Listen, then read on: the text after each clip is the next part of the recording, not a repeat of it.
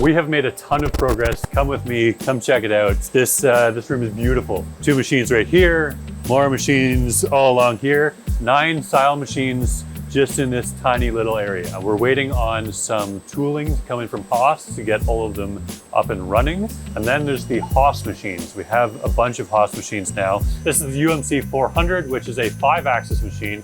Perfect for prototyping. You can make parts really quickly without having to move parts around in your fixturing. But it's only 8,000 RPM, so not great for production. Little can-can machine will probably run op 3 and 4 on this. And then we have some new Haas machines. These are the DC ones. We're gonna have 8 in here, so we're gonna fill up most of this space right here with 8 of these machines. They just arrived yesterday, so they're being commissioned. When you buy a Haas machine, you have to pay a lot for shipping, and then you have to pay for the commissioning. Then in the tent, right now we have 4 DT2s, and we have another, I think, 2 or 3 arriving in a few days. It's all insulated. I got the Mr. Cool units, and then once we get these machines running full tilt, it'll be nice and toasty in here, and we'll probably have to run these in air conditioning mode instead of in heating mode. These are 4 separate units, but I can group them in the app as treat it as one thermostat.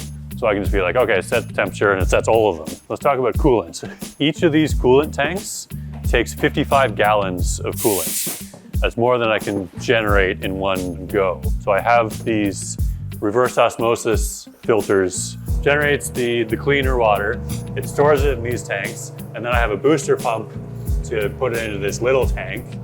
And then I have that running to my mixer. This is a mixer that mixes whatever you set it to. It siphons up some of the concentrated coolant and mixes it at a 10-to-1 ratio. Now, this is only really in the first go, like when you get a machine, you fill it up. And then when you're running a machine all the time, some of it will evaporate over time. Most of the concentrate, like the oil and stuff, will stay there. So when you're running it regularly, most of the time you're just adding water. On a day-to-day basis, the machine will say, okay, I'm low on coolant. You walk up, you open a valve, you let it fill up a bit, you close the valve. For that, I have plenty. I've talked about this before, but now it's actually in place. We have these wire tracks run over the top of the machines. Here's one full row of machines where we have the power, the air, and we will have water dropped to each machine. It's just a little cleaner and easier.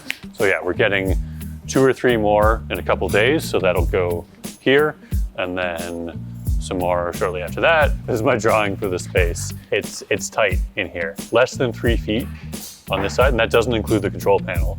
Back wall at 53 inches, it's gonna be really tight. Come experience how tight it is.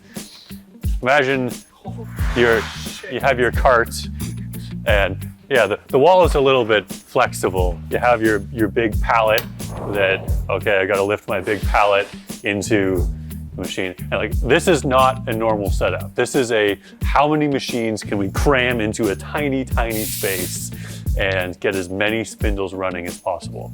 That's what we're doing here. This is the pallet base, and so it gets fixed permanently in the machine, and then we take our pallets of blank parts, we put it in, it locks into position on these. This is one of the shipments, I think one of 3 or something like that, of the shipments we received from Pearson Work Holdings. I think we've spent a total of around $200,000 with them, which is probably a third of what you'd pay with some of the other companies. But yeah, it's great because it's all nice and easy, and they've machined a bunch of the pallets for us, so it saves us a bunch of time. This is the warm-up cycle. So you know when you go to run a marathon or something, you get warmed up before you do that? That's what the machine is doing. It's getting all warmed up so it can make good parts for a long time. Now, why would we actually need to do this? Well, there's something called thermal expansion. When a material changes in temperature, it changes in size. That would happen in a CNC machine. If it goes up in temperature, the ball screw will get longer, and then your parts will be out of spec if you're making them over that change in temperature. One of the ways to fix that is before you start running parts, you do a warm-up cycle. So get the machine nice and warm, and then run your parts, and it'll be good. And the other piece of that is you get HVAC equipment to keep the room at a very similar temperature. All right, let's talk about people.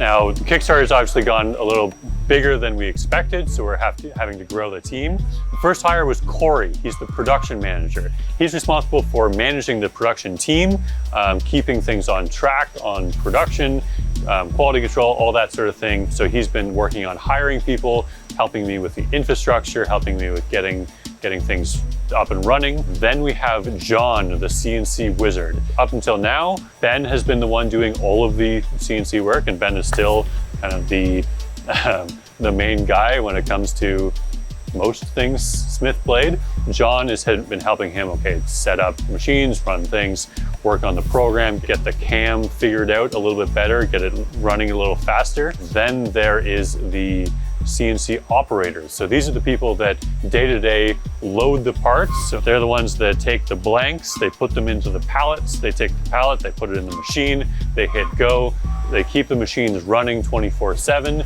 Then there's assemblers, and assemblers are the ones that take the finished parts and make them into a Smith blade. I need a bunch more assemblers and CNC operators, because I'm going to be running 3 shifts of operators and 2 shifts of assemblers. But we are hiring more. So if you're interested, check out the site. There will be a link in the description.